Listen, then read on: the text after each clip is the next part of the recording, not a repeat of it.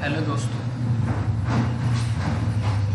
आज का जो हम लोग का टॉपिक है वो है सेक्शन 154, 155 एंड 156। हम लोग ये 3 सेक्शन पढ़ेंगे। ठीक है, चलिए स्टार्ट करते हैं। सबसे पहले हम लोग पढ़ेंगे सेक्शन 154। सेक्शन 154 में क्या बोलता है कि हम लोग सेक्शन 153 में अप्लाई किए थे सेंट्रल गवर्नमेंट को फॉर डीन के लिए। अब हम लोग को सेक्शन 154 में सेंट्रल गवर्नमेंट डीन अलॉट करेगी। तो यहाँ क्या बोला है, central government shall allot a director identification number to the applicant in the prescribed manner within 1 month from the receipt of application. यानी सेक्शन 154 में जिसमें हम लोग एप्लीकेशन करेंगे वहाँ से 1 महीना के अंदर सेंट्रल गवर्नमेंट जो अपने को डीन देगी टू द एप्लीकेंट को। रूल 10 जो है वो बताता है procedure for rejection allotment of dean. जैसे कि हम लोग DIR-3 सबमिशन किए, तो DIR-3 जो हम लोग सबमिशन किए तो सिस्टम जो था वो अपने आप एक एप्लीकेशन नंबर जनरेट कर देगी। ठीक है, एप्लीकेशन नंबर जनरेट करने के बाद सेंट्रल गवर्नमेंट जो है सेंट्रल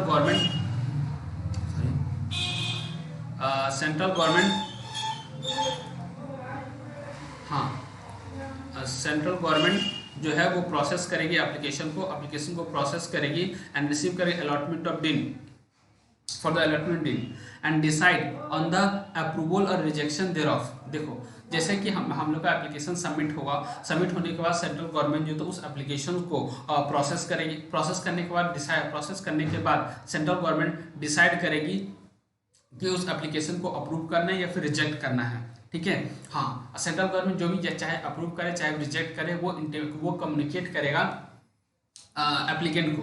ठीक है, अगर एप्लीकेशन अप्रूव हो जाता है तो एप्लीकेंट को कम्युनिकेट करेगा विद द डीन अलॉटेड। ठीक है, इन केस ऑफ अप्रूवल, यानी कि अगर उस एप्लीकेशन को अप्रूव करते हैं तो सेंट्रल गवर्नमेंट जो था वो डीन के साथ कम्युनिकेट करेगी एप्लीकेंट को, और अगर अप्रूवल नहीं होता है तो ऐसे ही कम्युनिकेट कर देगी विद इन 1 मंथ के अंदर from the receipt of such application. जहाँ से एप्लीकेशन रिसीव हुआ वहाँ से 1 महीना के अंदर वो इंटीमेट कर देगी। ठीक है, अब जो एप्लीकेंट ने जो एप्लीकेशन किया है हो सकता है वो एप्लीकेशन सेंट्रल गवर्नमेंट को लगा कि वो एप्लीकेशन डिफेक्टिव है या फिर इनकम्प्लीट एप्लीकेशन है। तो इन दैट केस देखिए, central government on the examination central government को लगता है कि एप्लीकेशन जो दिया गया वो डिफेक्टिव है या फिर इनकम्प्लीट है इन एनी रिस्पेक्ट, किसी रिस्पेक्ट में, तो उस केस में सेंट्रल गवर्नमेंट इंटीमेट करेगी about the defective and incompleteness. यानी कि जो एप्लीकेशन जो सबमिट किया गया सेक्शन 153 में इन फॉर्म नंबर DIR-3 में, वो एप्लीकेशन अगर डिफेक्टिव है या फिर इनकम्प्लीट है, ठीक है, तो सेंट्रल गवर्नमेंट जो था वो उसका डिफेक्टिव और इनकम्प्लीटनेस को इंटीमेट करेगी। इसको एप्लीकेंट को इंटीमेट करेगी। कैसे इंटीमेट करेगी? तो वो अपना वेबसाइट पे, यानी कि MCA के वेबसाइट पे बता देगी, या फिर इसको एप्लीकेंट को ईमेल किया जाएगा। वेबसाइट पे भी देगा और ईमेल भी किया जाएगा एप्लीकेंट को। ठीक है, और एप्लीकेंट को बोला जाएगा directed to rectify the defect, यानी कि एप्लीकेंट को बोला जाएगा उस डिफेक्ट को रेक्टिफाई करो। ठीक है, और जो इनकम्प्लीट इन्फॉर्मेशन दिया है उसको कंप्लीट करके फिर से एप्लीकेशन को रीसबमिट करो एप्लीकेशन को विद इन कितना डेज के अंदर में, तो विद इन 15 डेज के अंदर में। कहाँ से 15 डेज? तो जहाँ जिस दिन वेबसाइट पे इंटीमेशन दिया गया और ईमेल जो किया गया था वहां से 15 दिन के अंदर विद उस पहले डिफेक्ट को रेक्टिफाई करो और जो इनकम्प्लीट इन्फॉर्मेशन दिया उस इन्फॉर्मेशन को कंप्लीट करो।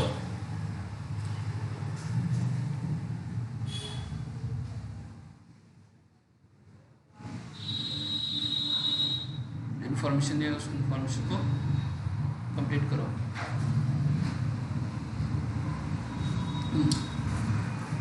It is provided that the central government शैल। अब क्या है, अगर वो जो इन्फॉर्मेशन दिया गया, ठीक है, वो इन्फॉर्मेशन जो दिया गया, हाँ, वो जो डिफेक्ट को जो रेक्टिफाई किया गया ना, सेंट्रल गवर्नमेंट जो आप बोला था डिफेक्ट को रेक्टिफाई करने के लिए वो रेक्टिफाई किया लेकिन पार्सली रेक्टिफाई किया, या जो इन्फॉर्मेशन दिया, ठीक है, वो अभी still found to be defective, यानी कि जो 15 दिन का जो समय दिया गया था ना एप्लीकेंट को कि डिफेक्ट को सही करो और या कंप्लीट इन्फॉर्मेशन दो, वो डिफेक्ट को सही किया लेकिन पूरा तरह से सही नहीं किया, आधा छोड़ दिया, या फिर इन्फॉर्मेशन दिया वो अभी भी डिफेक्टिव है, तो उस केस में सेंट्रल गवर्नमेंट क्या करेगी, उस एप्लीकेशन को रिजेक्ट कर देगी। ठीक है, उस एप्लीकेशन को रिजेक्ट कर देगी और एप्लीकेंट को बोलेगी फ्रेश एप्लीकेशन करो, फ्रेश एप्लीकेशन करो विद करेक्ट इन्फॉर्मेशन के साथ, विद करेक्ट इन्फॉर्मेशन के साथ, ठीक है। और treat and label such application as invalid, और वो जो पुराना एप्लीकेशन जो दिया गया था जो डिफेक्टिव का उसको इनवैलिड मानेगा इन द इलेक्ट्रॉनिक रिकॉर्ड, यानी कि जो इलेक्ट्रॉनिक रिकॉर्ड जो मेंटेन करती है सेंट्रल गवर्नमेंट उसको इनवैलिड मानेगा in case the defect are not remove within the given time frame, यानी कि 15 दिन के अंदर अगर डिफेक्ट को रेक्टिफाई नहीं किया गया तो उसको इनवैलिड एप्लीकेशन माना जाएगा, ठीक है। और इन्फॉर्म किया जाएगा एप्लीकेंट को either by way of letter of post या फिर इलेक्ट्रॉनिकली या फिर in any other mode intimate किया जाएगा कि तुम्हारा एप्लीकेशन इनवैलिड एप्लीकेशन है, राइट। हमारा फिर हम आगे बढ़ते हैं। फिर क्या बोला गया, फिर बोला गया जो इन केस द रिजेक्शन और इनवैलिडेशन, हाँ, अगर मान लो एप्लीकेशन को रिजेक्ट करता है या फिर इनवैलिड करता है एप्लीकेशन को, तो जो फीस पे किया था, फीस पे जो किया गया था ना एप्लीकेशन करते समय, ठीक है, DIR3 में जो एप्लीकेशन करते उसमें फीस पे किया था, तो वो फीस जो था वो सेंट्रल गवर्नमेंट फॉरफिट कर लेगी और ना ही उसको एडजस्ट करेगा कि हाँ कोई अदर दूसरा एप्लीकेशन से एडजस्ट नहीं करेगा और ना ही उसको रिफंड करेगा, ठीक है। अब क्या बोला है, हाँ बोला है दिन जो है वो इंडिविजुअल को जो दिन जो अलॉट किया जाएगा वो केवल सेंट्रल गवर्नमेंट ही अलॉट करेगी और कोई अलॉट नहीं करेगा। कौन करेगा, सिर्फ और सिर्फ सेंट्रल गवर्नमेंट ही अलॉट करेगी और कोई अलॉट नहीं करेगा। और जो दिन दिया अलॉट किया जाएगा वो वैलिड रहेगा for the life time of the applicant का जिंदगी भर के लिए वो दिन वैलिड रहेगा और shall not be allotted to any other person. और वो जो दिन इसको जो अलॉट किया गया, जैसे कि मान लो मिस्टर राम को एक दिन नंबर अलॉट किया गया, वो दिन नंबर किसी और पर्सन को अलॉट नहीं किया जा सकता है, ठीक है। तो ये था सेक्शन 154। ना हम बात करते हैं सेक्शन 155। सेक्शन 155 क्या बोलता है, सेक्शन 155 बोलता है कि एक पर्सन जो है, हाँ, एक पर्सन सिर्फ एक ही दिन के लिए अप्लाई कर सकता है। अगर उसके पास एक दिन है तो फिर दूसरा दिन के लिए वो अप्लाई नहीं कर सकता, दूसरा दिन के लिए प्रोसेस नहीं कर सकता, ठीक है। वही बात बोला है कि no individual who has already been allotted a DIN under section 154 shall apply for the obtain और प्रोसेस अनदर दिन, ठीक है। नो इंडिविजुअल, कोई इंडिविजुअल अप्लाई नहीं कर सकता है, ठीक है। जैसे कि फॉर एग्जांपल यहाँ देख लो मिस्टर ताहिर जो है वो director in the Mrs Bombay textile private limited में विद दिन नंबर इसका, यानी कि मिस्टर ताहिर का दिन नंबर जो है ये इतना ये है, ठीक है। अब वो अनदर कंपनी में डायरेक्टर अपॉइंट होना चाहता है, अनदर कंपनी को डायरेक्टर अपॉइंट होना चाहता है, ठीक है। तो उस केस में उसको ही कैन नॉट, वो अप्लाई नहीं कर सकता फॉर द अनदर दिन के लिए। तो दूसरा कंपनी में अपॉइंट होने के लिए दूसरा दिन के लिए अप्लाई नहीं कर सकता। ये जो दिन है यही दिन जो है वो यही दिन जो होगा वो यूज हो जाएगा इन अनदर कंपनी में, यूज इन अनदर कंपनी, ठीक है। यही दिन को यूज कर लेगा, यूज इन अनदर कंपनी में यूज कर लेगा। फिर बात करते हैं सेक्शन 156 की बात करता है। सेक्शन 156 क्या बोलता है कि every existing director shall with in 1 month of the received दिन, यानी कि सेक्शन 154 में जो उसको जो दिन मिला तो उस दिन मिलने के 1 महीना के अंदर वो दिन जो था वो इंटीमेट करेगा, कंपनी को बताएगा, जिस कंपनी में वो डायरेक्टर है उस कंपनी में बताएगा, और जितने कंपनी में वो डायरेक्टर सारा कंपनी को वो अपना दिन नंबर देगा, इंटीमेट करेगा दिन नंबर, ठीक है। फिर बोलता है सेक्शन 150 अब बोला है सेक्शन 157 बोला है company should inform the due to the registrar.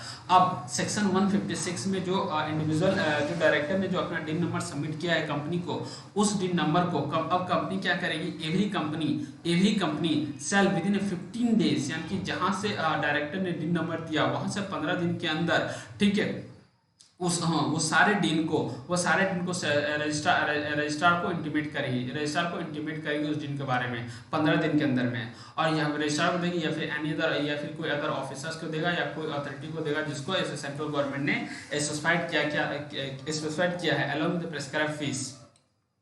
ठीक है, फीस के साथ कोई एडिशनल फीस अगर कोई प्रेस्क्राइब किया सेंट्रल गवर्नमेंट, वो फीस के साथ वो डीन को इंटीमेट करेगा, ये डायरेक्टर ने ये लोग डीन दिया है।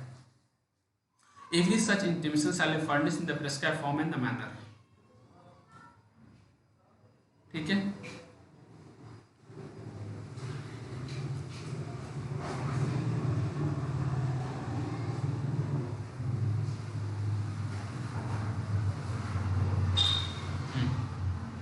now अब according to rule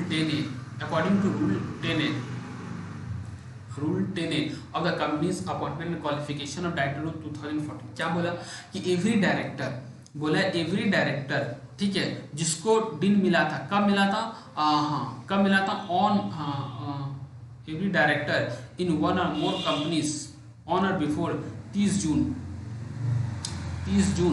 2007, यानी कि 30 अगर कोई भी बोले वो सारे डायरेक्टर जिसको डीन अलॉट हुआ है, कब अलॉट हुआ है 30 जून या फिर उससे पहले, ऑन और बिफोर, क्या बोला है ऑन और बिफोर 30 जून, ठीक है 2017, and has not yet intimate the dean his dean to such company, और अभी तक कंपनी को इंटीमेट नहीं किया है अपना डीन नंबर के बारे में, ठीक है, और the company shall within 1 month from the receipt of dean from the central government intimate his dean number to the companies or all the companies wherein the director as form number DIR 3B। बोला है कि अगर एक person बोले every director जिसको dean मिला है 30 जून या फिर उससे पहले और अभी तक इंटीमेट नहीं किया his DIN to the companies को या फिर कंपनीज को, तो shall within 1 month from the date of receipt of the DIN, ठीक है, तो जहां से डीन मिला है वहां से 30 दिन के अंदर वहां से 1 मंथ के अंदर ठीक है वो कंपनी को इन्फॉर्म करेगा डीन DIR 3B में,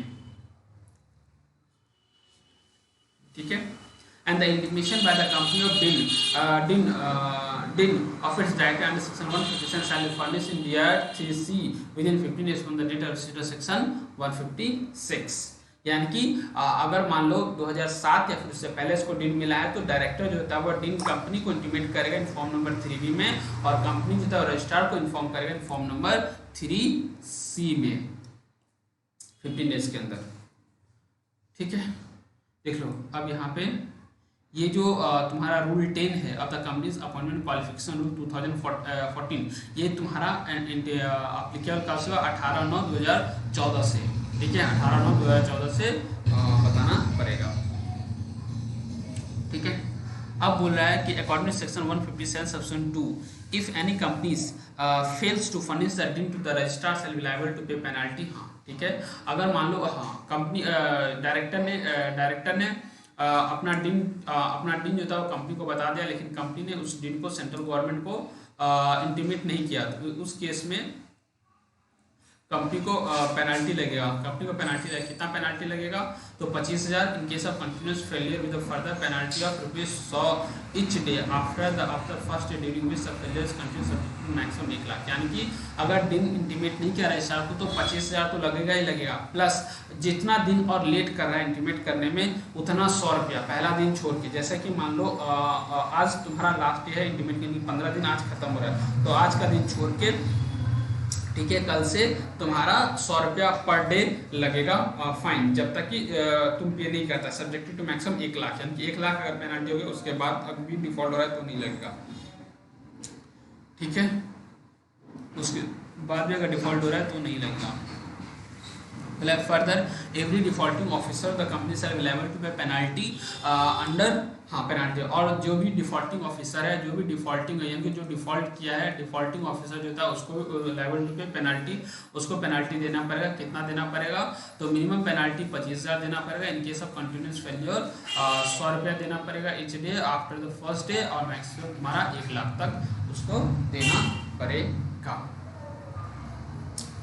ठीक है। तो मैंने आपके लिए सेक्शन 154 जो है वो मैंने आपको शॉर्ट में बना कर रखा है, अब एक बार वहाँ से भी हम लोग देख लेते हैं, ताकि क्या हो जाएगा कि हम लोग को जब याद करेंगे तो सुविधा हो जाएगी हम लोग को याद करने में।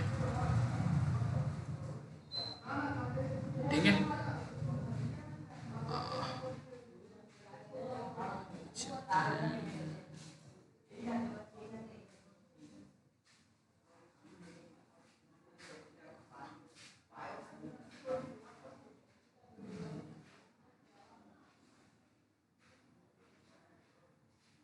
हाँ देख लो।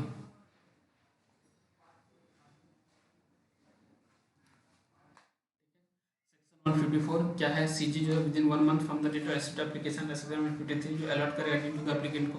ठीक है, रूल 10 के अनुसार क्या है, procedure for allotment of dean. जब हम लोग सबमिशन करेंगे DI3 ऑन द सबमिशन, तो हाँ इन एप्लीकेशन नंबर जो जनरेटेड होगा बाय द सिस्टम के द्वारा ऑटोमेटिकली जनरेट हो जाएगा एप्लीकेशन नंबर। ठीक है, एप्लीकेशन नंबर ऑटोमेटिकली जनरेट हो जाएगा। ठीक है, फिर स्टेप 2 में हम लोग क्या करेंगे, सीजी, हाँ इसे हम बोले CG shall process the application. हाँ सीजी एप्लीकेशन को प्रोसेस करेगा, डिसाइड करेगा कि उस एप्लीकेशन को एक्सेप्ट करना है कि रिजेक्ट करना है। एक्सेप्ट करेगा तो कम्युनिकेट करेगा along with the DIN through the letter. हाँ कैसे कम्युनिकेट करेगा, कैसे कम्युनिकेट करेगा, तो लेटर और पोस्ट के थ्रू या फिर थ्रू इलेक्ट्रॉनिकली कम्युनिकेट करेगा, या फिर एनी अदर मोड में कम्युनिकेट करेगा with in a period of 1 month. ठीक है, with in period of 1 month communicate करेगा। और अगर एप्लीकेशन को अगर रिजेक्ट किया गया है तो भी वो कम्युनिकेट करेगा विद इन 1 मंथ के अंदर through the letter of post, electronically या फिर एनी अदर मोड। ना एनी अदर मोड कम्युनिकेट करेगा। फिर हम बोलते हैं इफ सीजी फाइंड, अगर सीजी को लगता है कि एप्लीकेशन जो डिफेक्टिव है या फिर इनकम्प्लीट है तो इंटीमेट करेगा एप्लीकेंट को। हाँ कैसे इंटीमेट करेगा, तो उसको प्लेस करेगा, हाँ प्लेस करेगा वेबसाइट पे और ईमेल भेजेगा।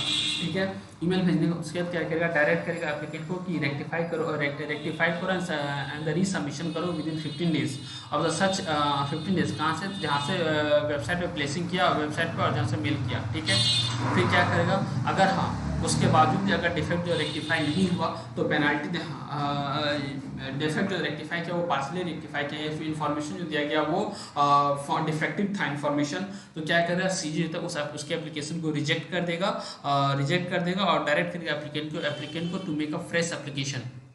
एप्लीकेंट को बोलेगा कि फ्रेश एप्लीकेशन करो, फ्रेश एप्लीकेशन करो। ठीक है, हाउएवर जो फीस जो पे किया गया, जो फीस जो पेड किया गया, ठीक है, जो फीस जो पे किया गया with the application shall neither भी रिफंडेड, वो ना तो रिफंड होगा ना रिफंड होगा। ठीक है, और ना ही तुम्हारा एडजस्ट होगा विद एनी फर्दर एप्लीकेशन के से। ठीक है, एनी अदर एप्लीकेशन के साथ। सो डीन जो दिया गया वो वैलिड होगा फॉर द लाइफ टाइम के लिए। तो ये था आपका सेक्शन 154, 155, 156। ठीक है, मोस्ट इम्पोर्टेंट बात देखिए, आप लोग को अगर मेरा वीडियो पसंद आता है तो प्लीज़ लाइक करिए, शेयर करिए, सब्सक्राइब करिए, जिससे मेरे को मोटिवेशन मिले और मैं और वीडियो बना सकूं। Thank you.